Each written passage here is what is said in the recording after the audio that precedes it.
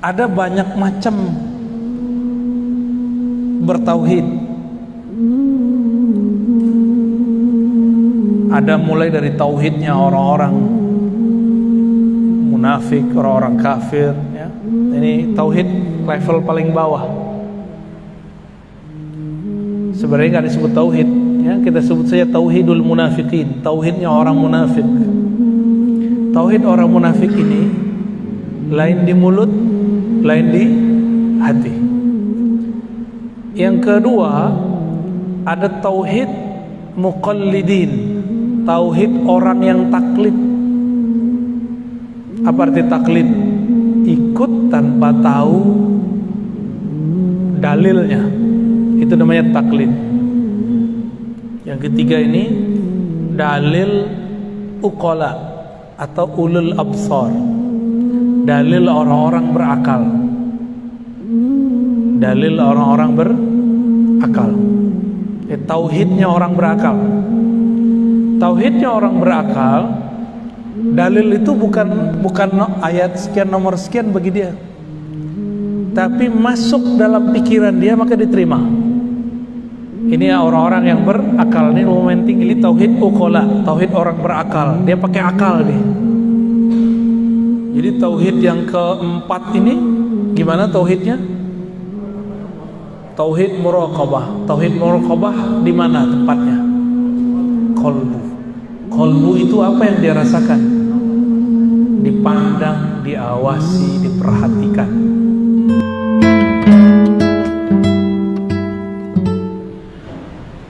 Di dalam Al-Quran ada banyak macam bertauhid. Ada mulai dari tauhidnya orang-orang munafik, orang-orang kafir, ya. Ini tauhid level paling bawah. Sebenarnya nggak disebut tauhid, ya. Kita sebut saja tauhidul munafikin, tauhidnya orang munafik. Tauhid orang munafik ini lain di mulut, lain di hati. Inilah yang disebut dalam surah Al-Baqarah, yukhadi'una Allah walladzina amanu.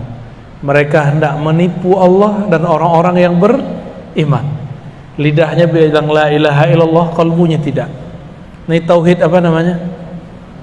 Tauhid munafikin. Yang kedua, ada tauhid muqallidin, tauhid orang yang taklid. Apa arti taklid? Ikut tanpa tahu dalilnya, itu namanya taklid. Apa kata kiai deh gitu, apa kata ustad. Tauhid muqallidin ini, kalau dia dapat guru yang benar-benar, kalau dia dapat guru yang nggak benar, ya salam. Dapat ustadz pengajian mengajarin Allah berada di atas aras, ya sudah, dia ikut begitu. Akhirnya terjebak membayang-bayangkan Allah. Dulu di Masjid An-Nasr ada yang ngajarin begitu, ya. Malah ibu-ibu ditanya di mana Allah, katanya dalam mengaji.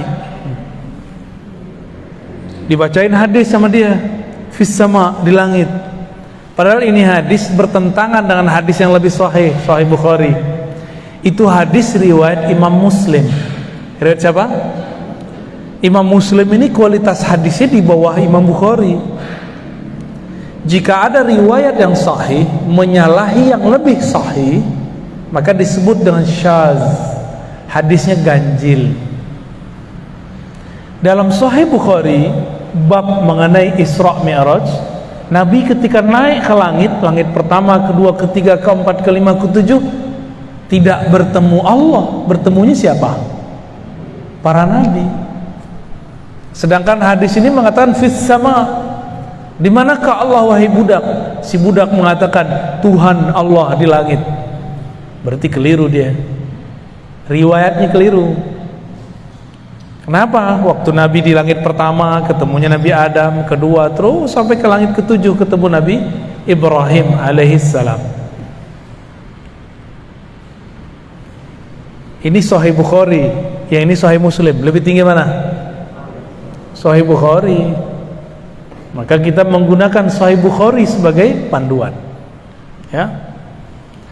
Oleh karena itu, Imam Nawawi yang punya otoritas menjelaskan hadis di mana Allah dijawab oleh perempuan di langit, itu mengatakan bahwa kata di langit di situ bukan berarti di atas, tapi menunjukkan dia mengingkari Tuhan-Tuhan di bumi, berhala maksudnya.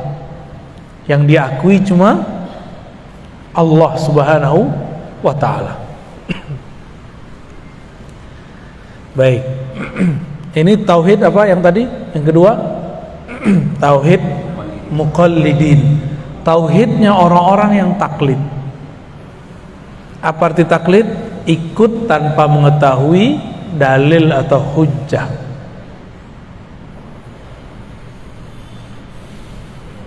Nah, yang ketiga,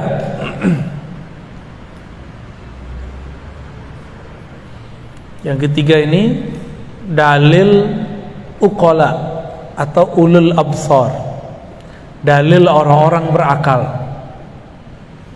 dalil orang-orang berakal. Tauhidnya orang berakal.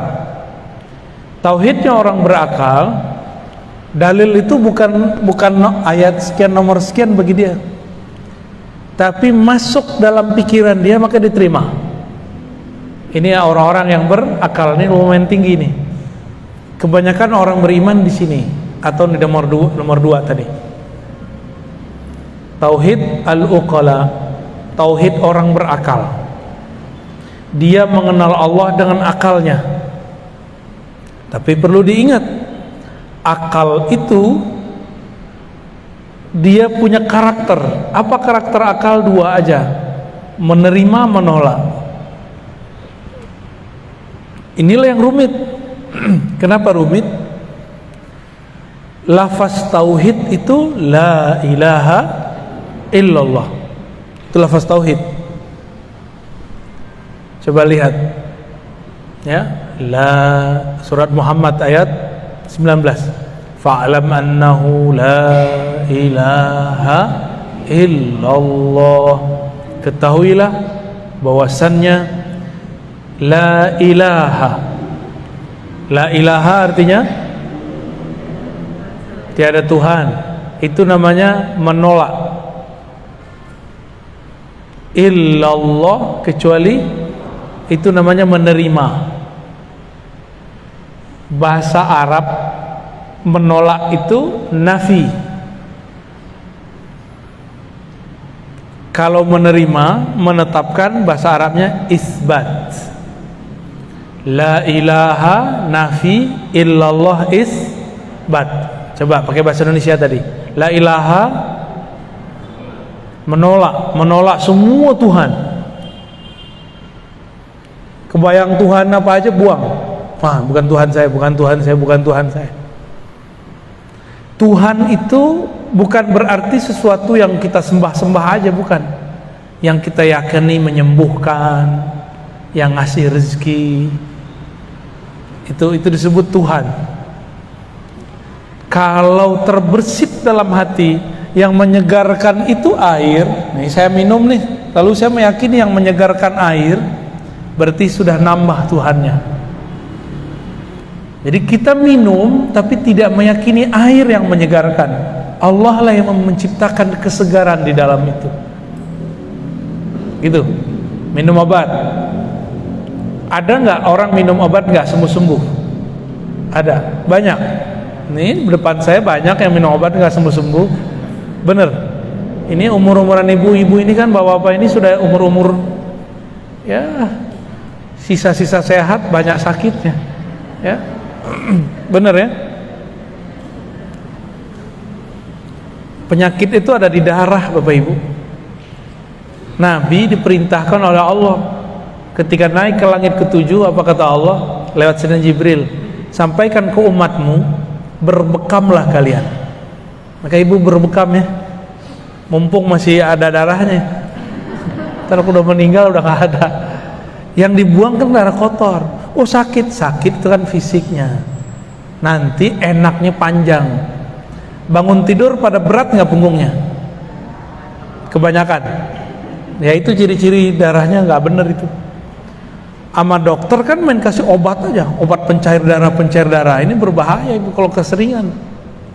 Kurangi dulu obat itu, baru berbekam. Nabi ngobatin tanpa obat, dibuang darahnya. Itu nggak bisa diapa-apain tuh darah. Caranya dikeluarin, udah gitu aja, nggak bisa lagi. Ada dua perbedaan dalam Tibbun Nabawi itu. Ada pengobatan membuang darah kotor, ada mengeluarkan darah seger. Darah seger namanya fasdu. Apa namanya? Cuma sampai sekarang saya pun belum berani. Mirip-mirip kayak donor darah, tapi ini dibuang aja, set, keluar, muncrat. Ya, kalau ada yang suka donor aja boleh. Ya. Tapi kalau saya sampai sekarang belum berani bu yang fasdu. Yang masih saya kerjakan apa? Bekam. Imam Ahmad bin Hambal setiap kali kepalanya pusing dia bekam. Bagian belakang ya. Kalau di sini pusing, ini nggak bisa. Bagian sini pusing kayaknya dompetnya kurang tuh. Tapi kalau bagian belakang, kiri, kanan ya, kiri kanan, punggung, Allah itu menetapkannya kesehatannya dibuang darahnya. Harus rutin, jangan sesekali. Tapi biasanya kita dikasih obat. Banyak orang minum obat tidak sembuh-sembuh. Kenapa? Karena kesembuhan itu dari Allah Subhanahu wa ta'ala. Sekali terbersit dalam pikiran saya bahwa obat ini yang menyembuhkan, maka batal tauhidnya. Sekali terbersit bahwa nasilah yang mengenyangkan, batal tauhidnya. Ini tauhid okola ya, tauhid ahli akal. Kita boleh nggak bilang nasi mengenyangkan secara fisik, tapi secara hakikat hanya Allah yang mengenyangkan. Secara zahir kita boleh bilang air menyegarkan, tapi secara akidah, hakikat, keyakinan hanya Allah lah yang menyegarkan. Kalau enggak, udah bertambah Tuhannya. Nah ini berbahaya ya. Bapak ibu mungkin sebagian, kalau yang ibu-ibu ini rezekinya lewat suami. Kalau bapak-bapak ini mungkin bekerja sendiri.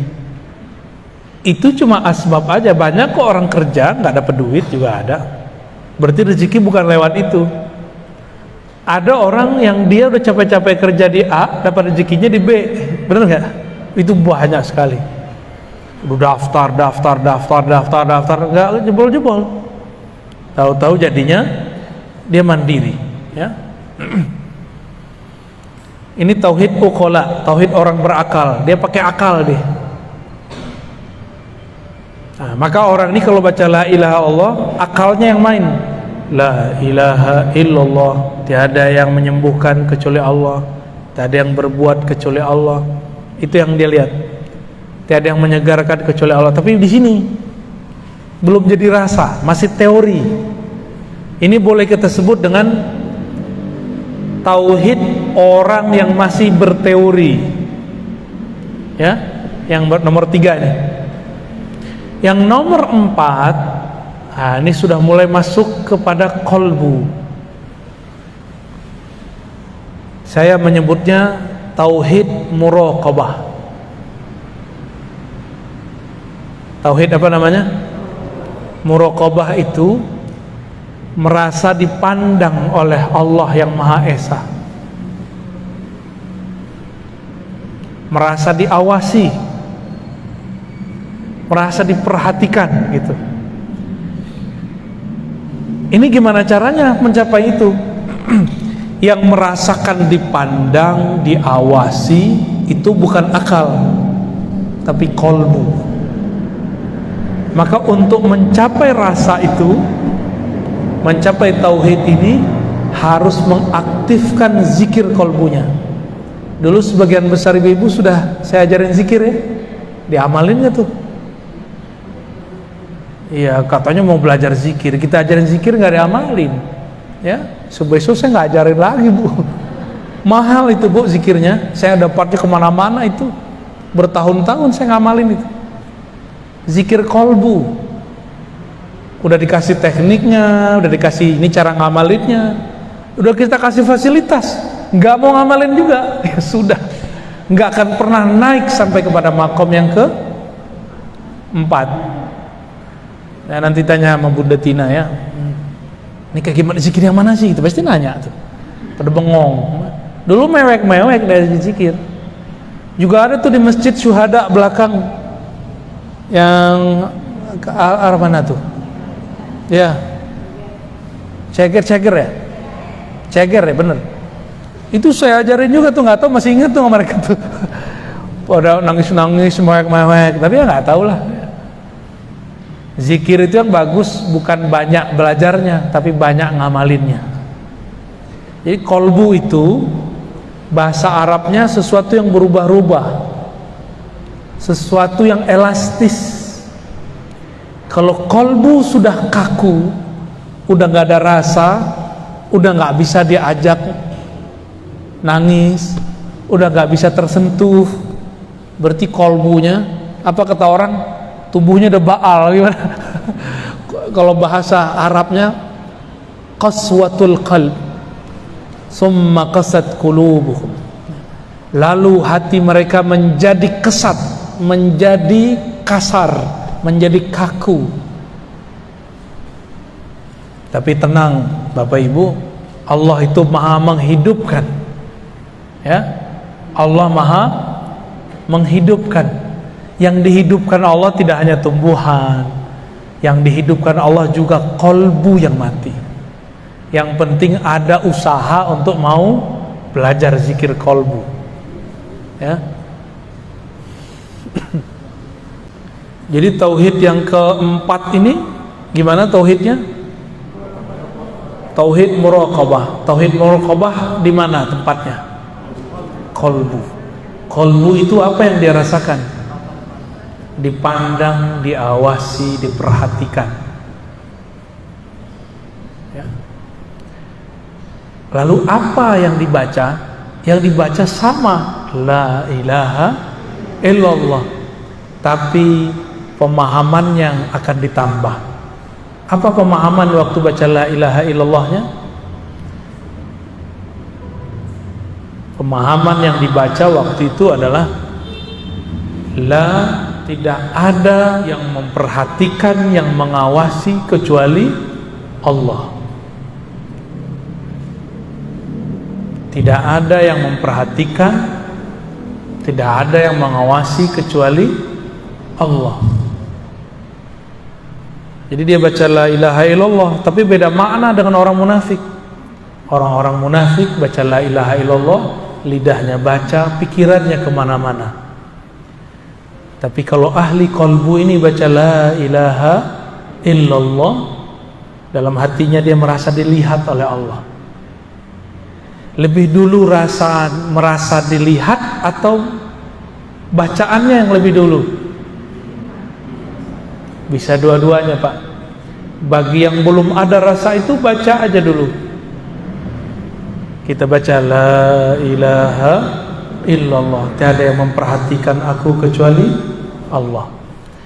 Ini zikir dapat menghancurkan riya. Jadi kalau orang-orang yang punya penyakit di kolbunya, penyakit riya. Apa itu penyakit riya? Riya itu artinya merasa dipandang beramal,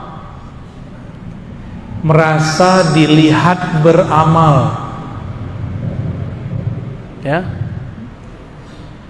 itu riya.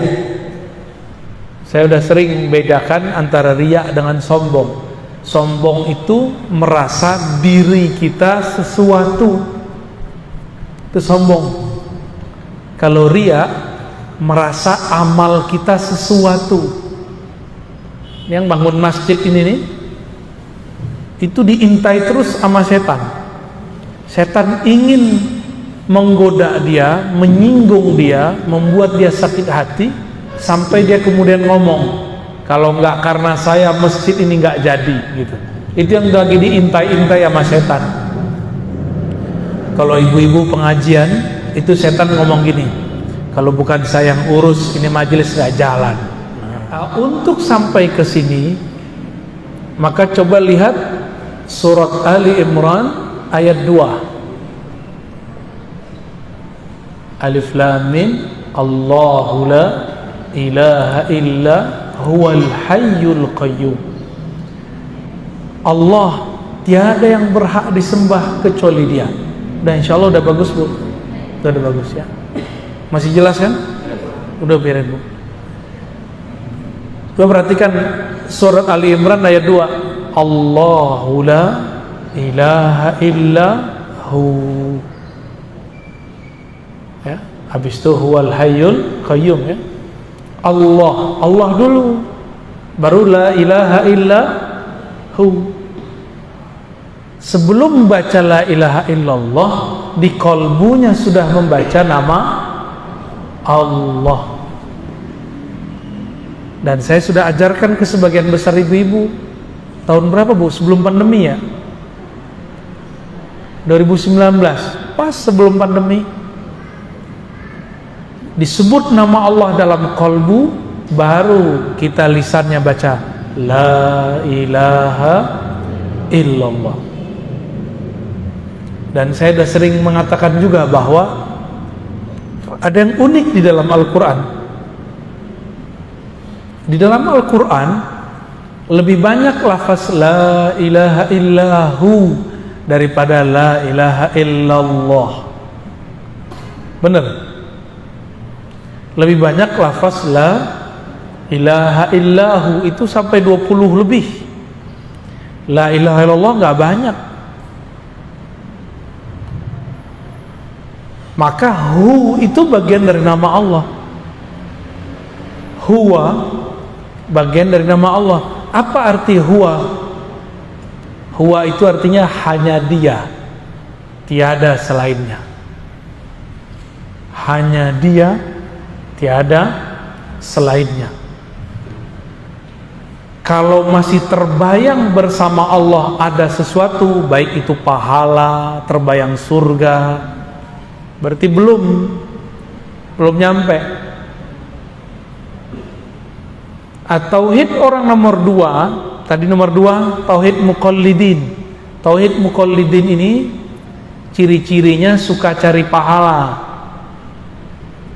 Dia bertauhid biar dapat pahala, biar masuk surga.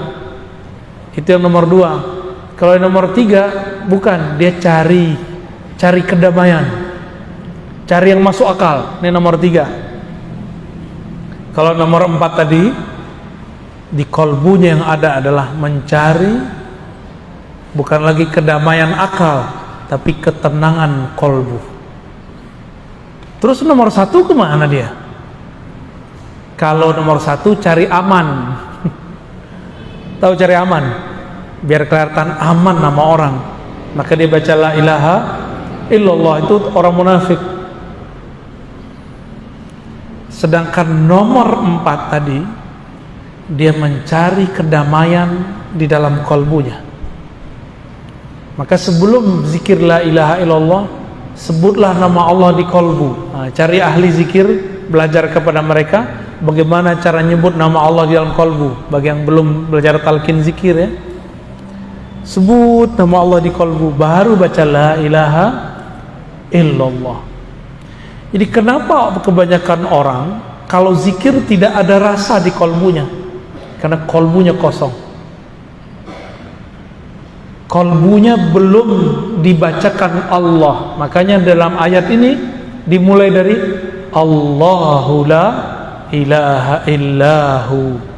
Baca dulu Allah di kolbumu, isbat. Kalau nomor 3 tadi orang berakal, nafi, isbat. Ditiadakan Tuhan, lalu diterima hanya satu Tuhan, yaitu Allah. Kalau yang nomor 3 lain, isbat dulu baru nafi, baru isbat gitu. Tetapkan dulu nama Allah dalam kalbu, keyakinan kepada Allah dalam jiwa, baru katakan tiada Tuhan. Tiada Tuhan ini nafi, menolak. illallah, kecuali Allah, menerima, isbat lagi. Jadi kita kalau ulang, isbat, nafi, isbat. Kalau yang nomor 3 tadi apa? Nafi, isbat. Pakai bahasa Indonesia. Nomor 3 tadi menolak lalu menerima atau menetapkan. Kalau nomor 4 menerima lalu tolak semua Tuhan, lalu kuatkan lagi, terima hanya ada satu Tuhan, Allah Subhanahu wa ta'ala. Ustadz, Buya, Kiai, Syekh, kata orang, masa nyebut Tuhan? Kan gak boleh nyebut Tuhan. Saya mau tanya, mana dalil yang melarang menyebut kata Tuhan? Ada gak? Jangan ikut-ikutan. Kita sudah ngaji tauhid dari kemarin-kemarin, bahwa kata Tuhan itu terjemahan dari dua lafaz, Rabb dan Ilah. Namun karena bahasa kita ini punya kelemahan, Rabbul Alamin, itu berarti Tuhan yang bersifat mencipta, sedangkan Ilah berarti Tuhan yang bersifat disembah. Tuhan juga. Jadi boleh nggak diterjemah? Ya mesti diterjemahkan. Bapak Ibu bukan orang Arab. Mukanya mungkin sebagian ada yang Arab, tapi Arab maklum. Ya, aja ngomong bahasa Arab bikin bingung. Gak usah sok-sokan Arabisasi. Terjemah aja. Kalau Arab, Arab aja. Kalau bahasa Arab, ayo ya kita jabanin. Tapi kan pusing nanti kalau menjelasin pakai bahasa Arab. Udah dijelasin pakai bahasa Indonesia aja pusing. Bener gak? Ini maksudnya apa sih? Nafi, isbat. Isbat, nafi, isbat. Itu kan pusing kan? Ya. Itu baru beberapa istilah kita pakai. Ya. Jadi bolehkah menyebut kata Tuhan? Boleh. Oh, Tuhan itu pimpinan para dewa. Mana kamusnya ngomong begitu? Ngomong pakai kamus. Jangan-jangan dia asal-asal sebut ya. Kalau bahasa Indonesia kamusnya KBBI, bukan Ustadz kamusnya. Itu namanya cocok logi. Kamus cocok logi. Nggak begitu cara kita beragama, berbahasa. Bahasa, ikutin bahasanya ya. Orang Nasrani, orang Yahudi nyebut Allah, kalau dia orang Arab Allah juga. Nyebut ilah sama ilah juga. Rob ya Rob juga. Kan itu bahasa Arab. Kalau orang kita ya dipermudah lah. Jangan diterjemah gini, tiada ilah selain Allah. Kalau anak alay diganti, ya elah, kan jadi repot nanti. Jadi terjemah aja ya. Jadi bagaimana caranya? Ketika membaca la ilaha illallah, di kolbu sudah membaca nama Allah. Maka ayat ini dalil sebenarnya. Surat Ali Imran ayat 2. Sebenarnya ada yang lebih jelas dan kita sudah hafal semua. Ayat kursi. Ayat kursi depannya apa? Allahu la ilaha illahu. Dia Allah, dialah Allah, tiada yang berhak disembah, Tuhan yang berhak disembah kecuali Dia. Nah, kalau ibu-ibu masih ingat tuh, bapak-bapak mungkin nggak semua pernah ikut zikir dengan saya. Di kolbunya baca nama Allah, lalu baca la ilaha illallah dengan teknik yang pernah kita ajarkan. Itu kolbunya langsung bergetar,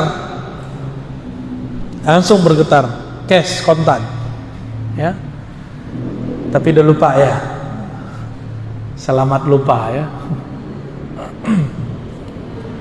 Ini di kolbu. Saya ulangi, metodenya gimana? Isbat, nafi, isbat. Terjemahannya apa? Tetapkan nama Allah di kolbu, lalu tolak semua Tuhan, lalu ulangi menetapkan nama Allah. Allahu la ilaha illahu, ya. Gitu. Ada metode yang mirip dalam 3 ayat terakhir surah Al-Hasyr. Al-Hasyr ayat dua-dua. Depannya huwa. Huwallahul ladzi la ilaha illahu. Ini digabung, huwa sama Allah. Huwallahul ladzi la ilaha illahu. Berarti huwa dan Allahnya digabung. Itu sebabnya ulama-ulama, guru-guru kami dulu itu ada yang mentalkinkan dipecah itu kalimat. Huwallah sendiri, la ilaha illahu sendiri, hu sendiri, Allah Allah sendiri. Maka saya dulu waktu kecil saya belajar zikir hu Allah, itu ada zikirnya, ya. Hu Allah, ya. Dipecah lagi, hu sendiri, Allah sendiri, hu dia. Dipecah lagi, Allah, Allah, Allah. Kami dulu belajar itu satu-satu. Satu huwanya sendiri, Allahnya sendiri. Nanti ada lagi zikir ahad sendiri lagi. Ahad, ahad, ahad. Kul huwallahu ahad. Ada lagi zikir as-samad, ya samad, ya samad, ya samad. Ada semua teknik itu. Cuma sayang, teknik-teknik ini sekarang dibid'ahkan oleh orang yang gak mengerti. Padahal dulu sahabat-sahabat Nabi mereka ngambil teknik itu dari Rasulullah Sallallahu Alaihi Wasallam. Sayyidina Bilal waktu disiksa oleh tuannya, maka dia zikir ahad, ahad, ahad. Karena itu zikir harian dia. Kalau kita ingatnya kekasih ya, mana manggilnya gimana? Mas gitu ya. Mas, mas. Ya, meninggal baca nama emasnya ya. Kalau yang laki-laki nyebut nama perempuannya, sebut nama Allah, itu yang paling ini. Huwa itu ada filosofinya. Huwa itu adalah nama membebaskan pikiran dari selain Allah. Itu rahasia dari kata hu. Huwa Allah. Hu itu membebaskan pikiran dari selain Allah. Jadi orang-orang yang penakut itu zikirnya huwallah. Misalnya takut ada kuntilanak, gundurwo, baca aja itu di situ. Bersih tar tempat tuh. Otak dia juga bersih dari horor. Di mana-mana ada makhluk selain kita. Enggak hewan, enggak malaikat, enggak jin, ada. Satu jengkal di kita Bapak Ibu, ini udah ada malaikat. Sudah ada dimensi lain jin. Jadi kalau orang bilang rumah saya berpenghuni, ya iya, penghuninya kamu satu. Yang kedua, ada malaikatnya kalau di situ ada sholat zikir, ada silaturahim. Yang ketiga, ada jinnya. Kalau itu rumahnya muslim, maka jinnya muslim. Jin muslim tinggalnya di genteng, Bu, atau di atap itu ditinggalnya. Kalau kita habis makan, tulang-tulang kita taruh itu dimakan sama dia. Ya, kelihatan sama jin itu ada dagingnya. Jadi tidak benar kata teman saya, ruqyahnya tidak syar'i, ngakunya syar'i. Apa kata dia? Kalau jin itu makan asap. Asap apa? Asap menyan. Ya salam, itu mau fitnah jin itu. Itu jin kalau denger, udah keselnya banget tuh. Lah masa kita nih makan asap ya? Nggak ada jin makan asap ya? Pernah dengar nggak begitu? Nggak boleh pakai menyan. Lah di zaman dulu mana ada parfum misik namanya, orang dulu yang nyebutnya menyan, dibakar, sama kayak bahasa Arabnya bukhur. Bukhur kan dibakar juga, sama. Mungkin kita ngelihat ada orang Hindu Buddha atau orang-orang penyembah berhala bakar dupa. Dupa itu nggak ada urusannya sama jin atau enggak. Itu masalah orang yang bakarnya, ya.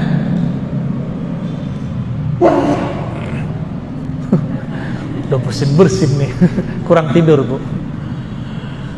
Baik, ini baru nomor 4, tauhid ahli qalbu. Kita sudah sebutkan maknanya, tempatnya di mana, bacaannya apa, caranya gimana. Tinggal ketemu mursyidnya aja ya.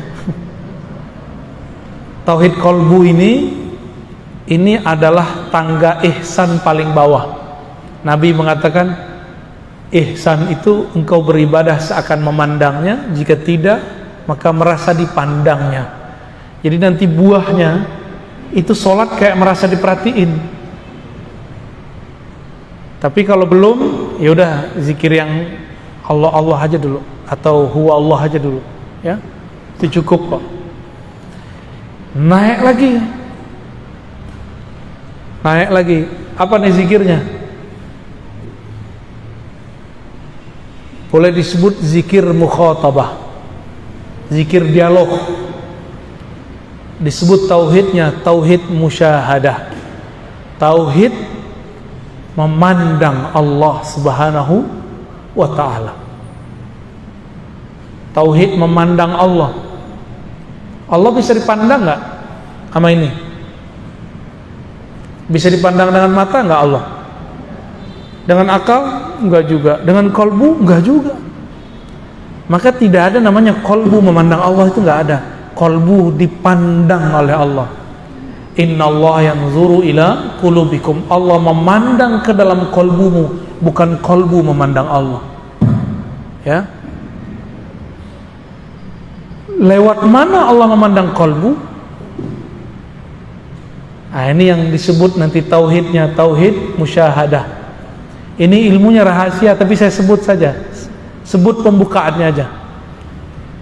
Ini tempatnya pada ruh. Tempatnya ada pada ruh. Masih ingat ada ayat surat Zariyat, wa fi anfusikum afala tubsirun, di dalam dirimu apakah engkau tidak memandang? Tauhid kolbu tadi yang nomor 4, dia merasa dipandang. Lewat mana dia dipandang? Lewat ruh. Ruh itulah yang memandang dia, maka dia merasa diperhatikan. Ruh ini siapa yang memandangnya? Itulah Allah yang meniupkan ruh. Kita ini di dalam diri ini ada unsur selain tubuh ini. Saya sudah buat kajian ini berjilid-jilid, ya, dan berulang-ulang. Surat Shad ayat 72, surat Al-Hijr ayat 27, surat Sajadah ayat 7 sampai 9. Intinya sama. Allah mengatakan, aku ciptakan tubuh jasad manusia dari tanah. Setelah tubuh jasadnya sempurna, maka aku tiupkan rohku. Maka Allah membedakan antara mencipta dengan meniupkan. Tubuh kita ini dicipta, tapi ruh kita ditiup. Bagaimana cara Allah meniup? Allah yang maha tahu. Ruh yang ditiupkan itulah yang dapat izin memandangnya. Karena ruh itu adalah tiupan dari dia juga. Hanya dialah yang bisa memandangnya. Maka Allah pinjamkan kepada ruh itu kembali cara memandang Allah. Nah, jika ruh kita memandang Allah, disebut dengan tauhid rububiyah. Ini beda dengan rububiyah kelompok sebelah, ya. Beda Bapak Ibu. Tauhid apa namanya? Jika ruh kita memandang kepada Allah, disebut tauhid apa? Rububiyah. Apa artinya? Memandang peran Allah dalam keragaman alam semesta. Apa tauhid rububiyah? Memandang peran, tambahin, memandang peran keesaan Allah dalam keragaman alam semesta. Ngerti nggak maksud itu? Allah itu esa. Ibu lihat ada pohon, ada kita, ada langit, ada bumi. Dalam memandang itu semua, kita punya keyakinan bahwa semua ini diciptakan dengan kunnya Allah. Nah, maka ini tauhidnya, lafaznya ada pada kun fayakun. Ya, apa lafaz tauhidnya? Kun fayakun.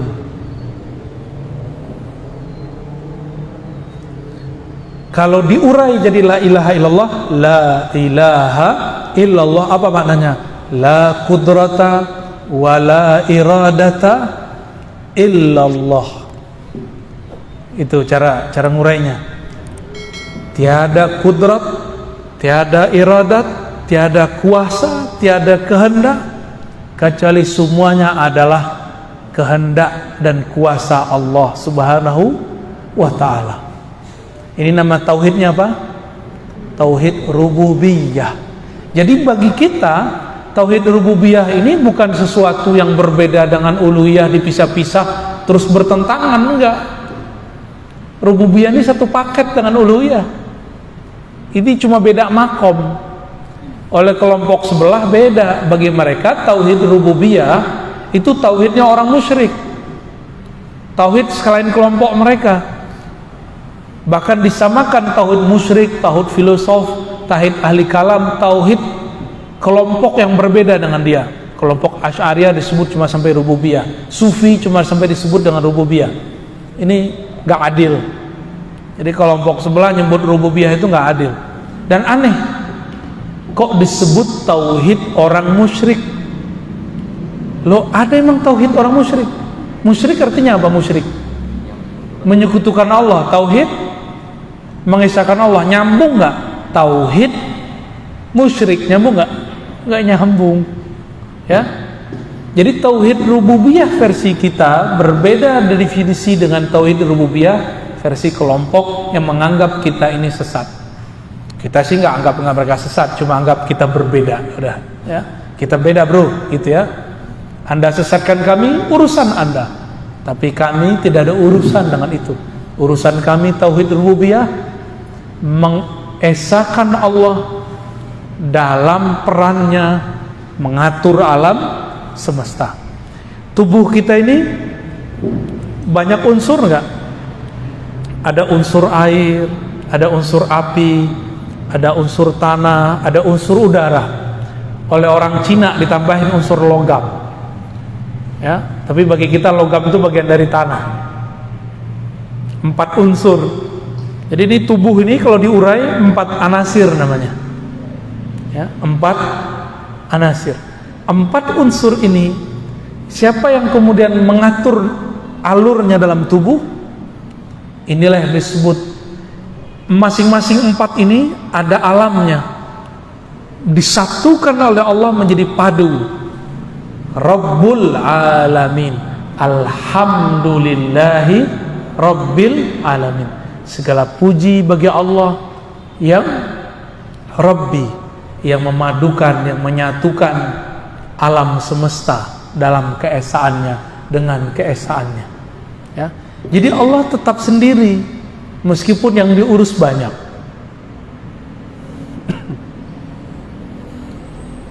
Itu tauhid apa tadi? Tauhid rububiyah.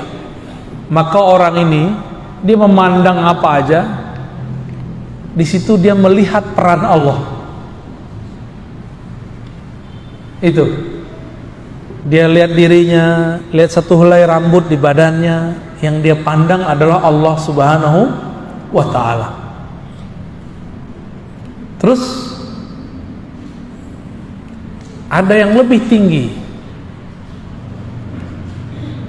Kalau tadi sifat yang berganti, sekarang bukan lagi, namanya tauhid musyahadah, atau disebut juga tauhid uluhiyah. Tadi musyahadah nama depannya sudah ada, kita tambahin ini musyahadah uluhiyah, ada musyahadah rububiyah. Ini musyahadah uluhiyah. Apa arti musyahadah uluhiyah? Itulah yang terkandung dalam surat Thaha ayat 14 dan surat Al-Ikhlas ayat pertama. Wahai Musa, kata Allah, la ilaha illa ana. Wahai Musa, tiada yang berhak disembah, yang berhak dituju, yang berhak dipuji kecuali aku. Ini yang ngomong siapa? Allah. Jadi Allah mengesahkan dirinya dengan dirinya, nggak perlu alam.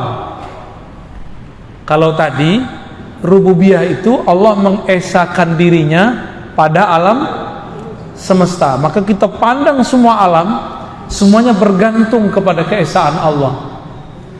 Seandainya negara Indonesia ada 2 presiden, kacau nggak? Jangankan 2 presiden, baru 2 calon presiden beberapa tahun lalu udah pecah kepala kita ya, bener nggak? Udah pusing kita sudah. Gimana kalau 2 pemilik alam semesta? Jika ada 2 Tuhan di alam ini, negeri ini hancur, negaranya hancur, semua alam semesta hancur.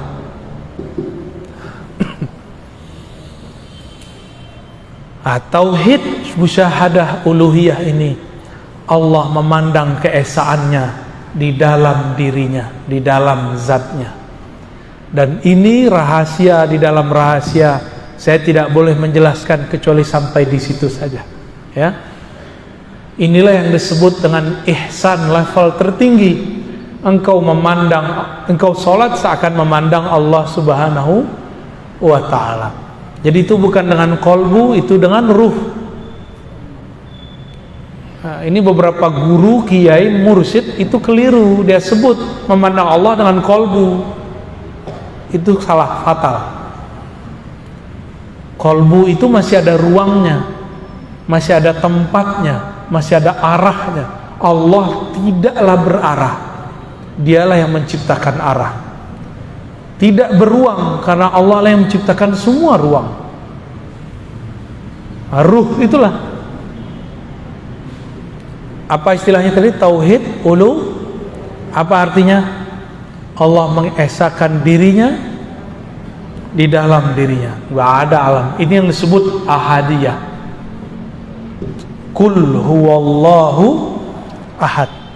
Allah itu ahad.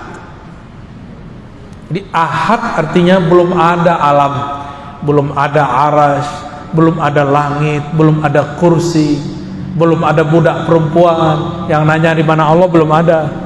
Ya. Allah dulu sendiri, sekarang masih sendiri nggak? Masih sendiri. Kalau Allah bilang Allah bersama alam, musyrik. Allah tidak pernah bersekutu keberadaannya, berserikat keberadaannya dengan alam. Maka ayat yang menyebutkan wa huwa ma'akum ainama kuntum, dia bersamamu dimanapun kamu berada, bukan berarti bersama berdua. Saya mau tanya, masih kelihatan nggak bulan cahayanya kalau matahari terbit? Masih kelihatan nggak? Kita ini kegelapan, Allah itu cahaya. Masih ada nggak kegelapan kalau cahaya terbit? Allahu nurus samawati wal ard. Allah lah cahaya langit dan bumi. Kita ini langit bumi yang gelap. Allah cahayanya. Masih ada nggak kegelapannya? Udah nggak ada lagi. Ya. Maka tidak bisa digandengkan antara gelap dan cahaya. Kita ini gelap, Allah terbit dengan nurnya, hilanglah kita. Apa maksudnya? Jika Allah memperkenalkan dirinya kepada hamba, maka habislah hamba. Itulah makna kalam ulama. Siapa yang kenal diri, man arafa nafsahu arafa rabbahu.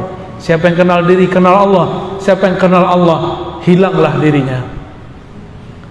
Man arafa nafsahu fana, man arafa rabbahu fana nafsahu. Ya. Siapa yang kenal Allah, maka dirinya binasa, dirinya tiada.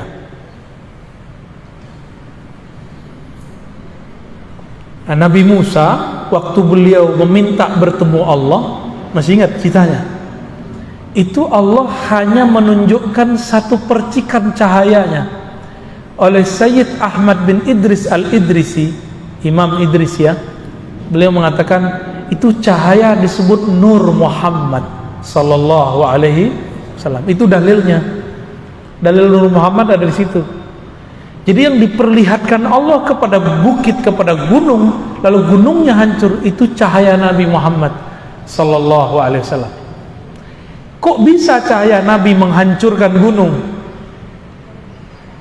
Masih ingat nggak ada ayat tadi surah Al-Hasyr ayat 22, sekarang ayat 21. "Lau anzalna hadzal Qur'ana 'ala jabalin la ra'aitahu khashi'an mutasaddi'a." Seandainya Quran ini diturunkan ke bukit, ke gunung, gunung hancur, binasa, tertunduk. Khashi'an mutasaddi'a. Nabi itu ditanya sama Aisyah, apakah akhlak Nabi? Apa jawaban Sayyidah Aisyah? Akhlaknya adalah Al-Quran. Al-Quran cahayanya cahaya Nabi. Nyambung? Nyambung nggak? Belum nyambung ya? Saya ulangi ya. Nabi Musa nggak sanggup melihat cahaya. Cahaya itu diperlihatkan ke gunung hancur. Tadi Sayyid Ahmad bin Idris Al-Idrisi bilang cahaya itu namanya cahaya Nur Muhammad. Sayyidah Aisyah ditanya, Nabi Muhammad itu akhlaknya apa? Al-Quran. Maka cahaya Nabi ditunjukkan ke bukit, hancur bukit. Karena kalau cahaya Al-Quran itu diturunkan kepada bukit, pegunungan, gunung hancur. Itulah rahasianya kenapa waktu Nabi naik ke atas gunung Uhud bergoyang. Goyang Uhud yang kita lihat, mungkin sebagian besar sudah pernah ke gunung Uhud, ya, benar. Itu gunung yang sangat tegar, perkasa itu, ketika Nabi naik ke atasnya, dia bergetar. Karena Nabi itu adalah hakikatnya Al-Quran. Hakikatul Al-Quran, akhlaknya Quran, nur korbunya nur Quran. Yang dulu nurnya beliau jika diperlihatkan ke bukit hancur, berarti gunung Uhud ini gunung terkuat di alam semesta, di bumi. Maka ulama kita menyimpulkan beberapa kalam Nabi tentang bukit Uhud, gunung Uhud, bahwa gunung Uhud ini ketika nanti kiamat terjadi, gunung Uhud masih Allah pertahankan. Karena satu-satunya gunung yang bisa bertahan ketika ada Nur Muhammad ada, itu cuma gunung Uhud. Jangankan Nur Muhammad, tubuh Nabi Muhammad ada di atasnya, gunungnya tidak hancur. Maka apa pelajaran di sini? Pelajarannya adalah jika ingin kita mati, tubuh kita nggak hancur, maka leburkanlah cinta kita, baik kolbunya ataupun pikirannya ataupun jasadnya kepada Nabi Muhammad sallallahu alaihi wasallam. Kalau sudah lebur cinta fisiknya kepada fisik Nabi Muhammad, udah lebur akalnya dalam akal Nabi Muhammad, kolbunya dalam kolbu Nabi Muhammad, maka nanti jasad kita Allah tahan, nggak akan hancur. Inilah rahasia kenapa jasad tidak hancur di dalam kubur. Jadi nggak mesti orang hafiz Quran, ya, orang yang di kolbunya ada nur Nabi Muhammad, itu Allah tahan itu bumi, nggak akan merusak ya. Innallaha harrama 'alal ardi an ta'kula ajsadal anbiya. Allah mengharamkan bumi untuk merusak tubuh para nabi. Kita tambahkan dan pewaris para nabi, ya, yang di dalam dirinya ada nur itu.